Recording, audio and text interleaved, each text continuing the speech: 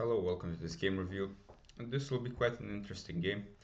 At the end, Black lost the game because he wanted to get the brilliancy prize, as they say, which is quite often the case in our games when we're playing, especially against higher rated players, and we have some kind of possible chance to win by sacrificing or something or playing something fancy.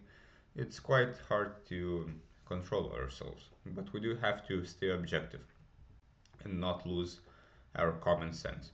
So let's take a look.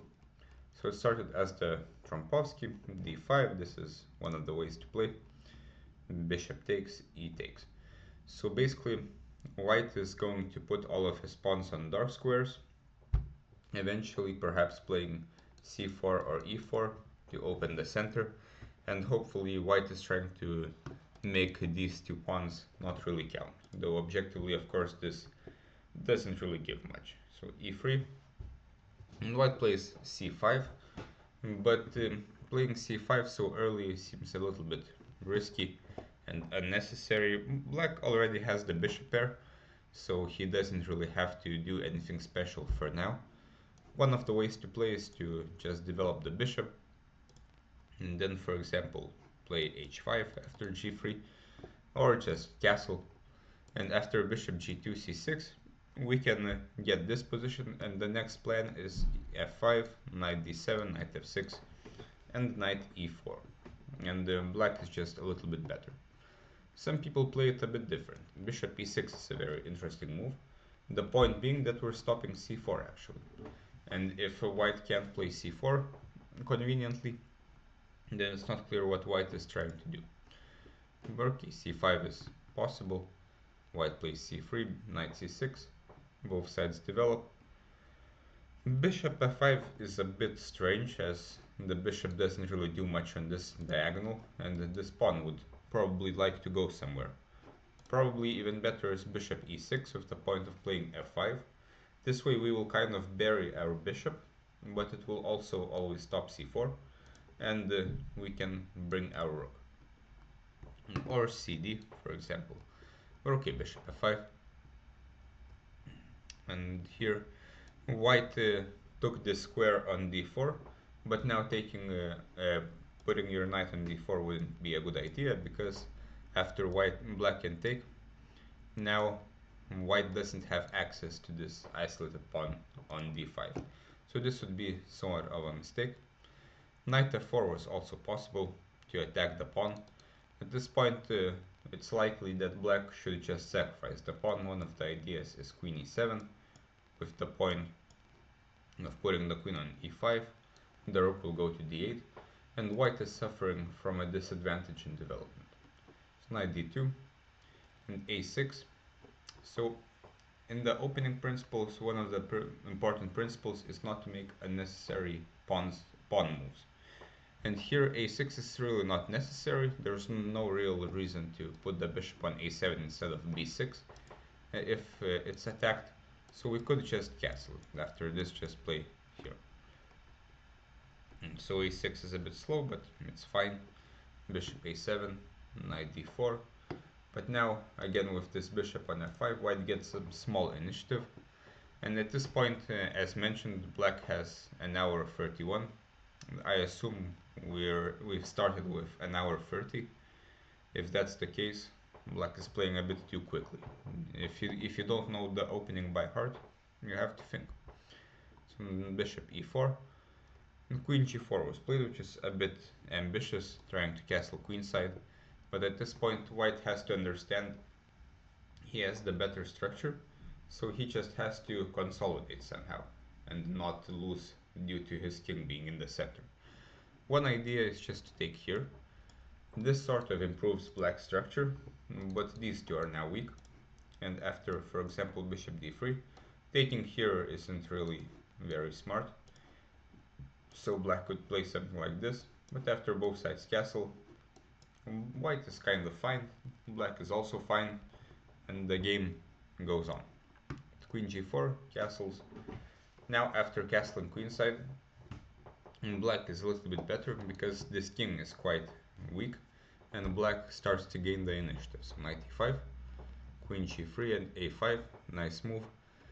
Probably we could have improved the pieces first, for example queen d7, put a queen on a4 perhaps, knight can go to c4, but okay, a5 is nice, trying to attack a4, f3, and a4, but here there was no reason to exchange like this. After bishop g6, this time black has the static advantage, because so white's king is always weak, and there's no obvious antidote to make this king safer. White doesn't really have much of an attack here, and white has to react. Now if for example a4, after knight c4, this is threatened. Black has ideas like queen d7 and queen e8 to just pick up this pawn, and there's not really much for white to do. White is almost just lost. But a4 is perhaps the first sign of impatience.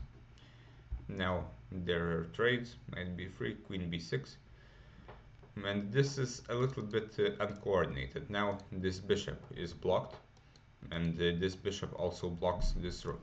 Perhaps black should have just moved the bishop now, attacking the pawn on a2 and also creating the threat of knight d3. As a discovery, white would have to go here basically. Now we can move the queen somewhere to put it on an attacking square and go from there. After queen b6, white took with the pawn, and black found this nice move, bishop b8. Again, this is a double threat, so you could call it a 4. King b1, and now black goes all in with rook takes a2, which is simply a bit too optimistic. Black is 2 pawns down, so there is some sense of urgency, but the pawns you could imagine are these two, which aren't really going to become anything anytime soon. So here after bishop d6, black still has the initiative. We also have a position of opposite colored bishops, which means that whoever is attacking will be winning.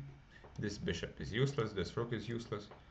For example, after knight d4, black has some moves like knight d3, after which white is forced to give up the queen. Otherwise, for example, after queen e1, now rook a2 seems to work because we can take the knight on b3. And here, similarly to some lines as in the game, black has some big initiative. But after rook a2, this simply doesn't work. Now black is a full rook down. Usually if we give up a rook and on the next move we develop a piece, this is a bad sign. This usually means that the sacrifice was not necessary. Now of course the idea is rook a8 and to pick up the knight, and if black got a knight then his initiative would be worthwhile, but white simply moves the knight. And now black is down a full rook and a pawn, and he's simply not really attacking. He doesn't have enough attacking pieces. The queen and the rook are attacking. This knight isn't really attacking, and this bishop isn't really attacking unless we can play knight d3, which black did.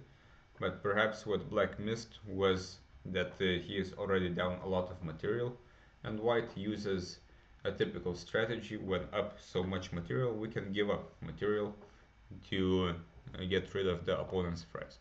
This is what white does, and after black wins the queen, white is completely winning. He has a rook, a bishop, a knight, and a pawn for one queen.